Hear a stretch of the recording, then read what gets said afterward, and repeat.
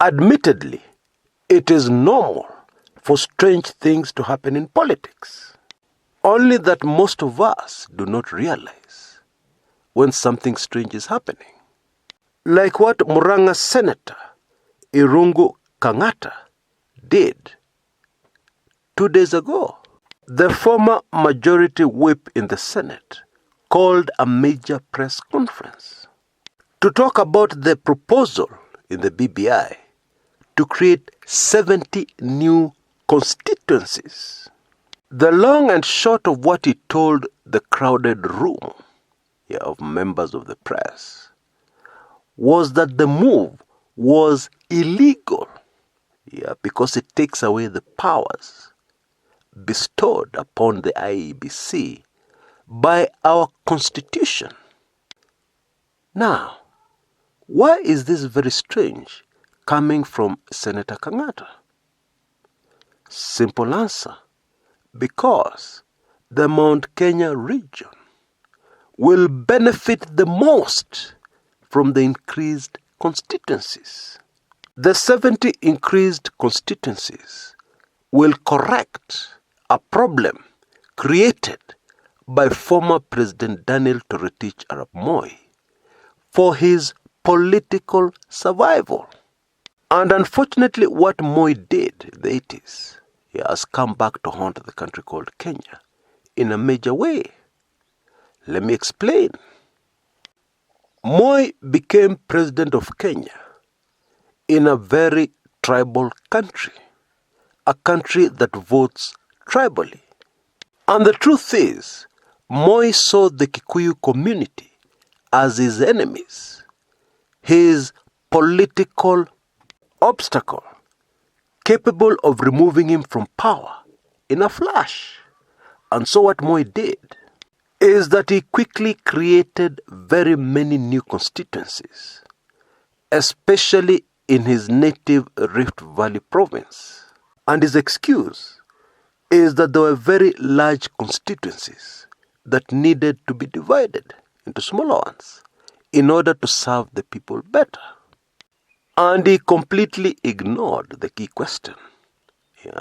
How many people? What is the population of that large constituency? As a result of this Moi move, he was able to deal with his political enemies, especially from the Mount Kenya region, in parliament, because all of a sudden, Rift Valley had the numbers in terms of constituencies. And so, if a vote came into parliament, and the Mount Kenya region voted as a bloc, and even got support from here and there, they would still not win against Moi. Fast forward to the present. There are many constituencies in central Kenya that have more constituents, more people, more voters than 3 or 5 constituencies in the Rift Valley. And of course, that has an impact on the distribution of resources. That has a massive impact in the distribution of the Constituency Development Fund. Because, for instance, a constituency in the Rift with less than 1 million people gets exactly the same allocation as a constituency in the Mount Kenya region with well over 2 million constituents. Now, if you look at the BBI proposal on new constituencies, you will see that it's very clear that densely populated counties are the biggest beneficiaries.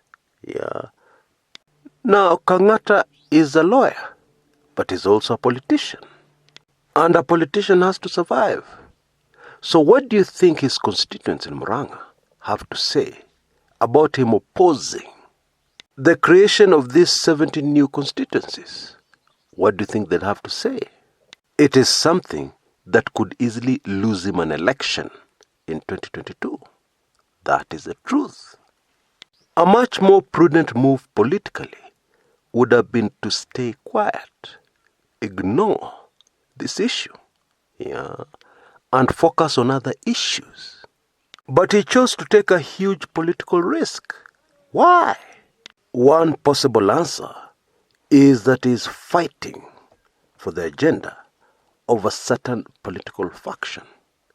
Which if that particular political grouping comes into power in 2022, then even if he loses an election, it doesn't really matter. He will still get a big political appointment anyway. Now, there's been a lot of talk about the illegality of this and the illegality of that in the BBI. But the reality is that the BBI is going into a referendum, a vote by the people. And the Constitution belongs to the people. And the people have the power to change, alter, adjust that Constitution in a referendum. And so, unless the referendum itself is illegal, I'm a bit lost here over these illegality issues. For instance, in the current Constitution, a candidate can only vie for re-election to the presidency. There's a term limit of 2 terms and no more. So, assuming that the people of Kenya in a referendum vote to remove presidential term limits, would that be illegal?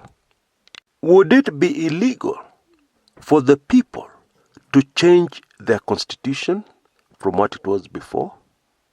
In my view, the current discussions, debate amongst politicians and especially amongst parliamentarians is good.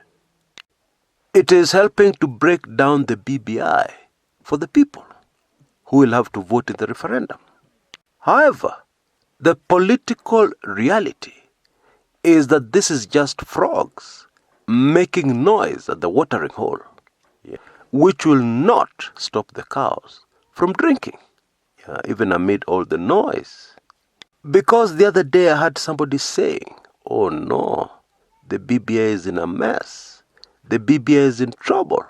Look at all these holes. MPs are poking into it, including Senator Irungu Kangata's press conference over the 70 new constituencies that are supposed to be created if the BBI passes. They all make good headlines. They sell newspapers. Lakini ni kelele ya chura tu, nothing more. Because whatever happens in parliament, we are still going to a referendum. That is a train that has already left the station. It's gone. You can't recall it. You can't stop it to adjust anything. That is the political reality. Now, if you've liked this video, please remember to give me a like. Until next time, this is Kshs. Kumekucha.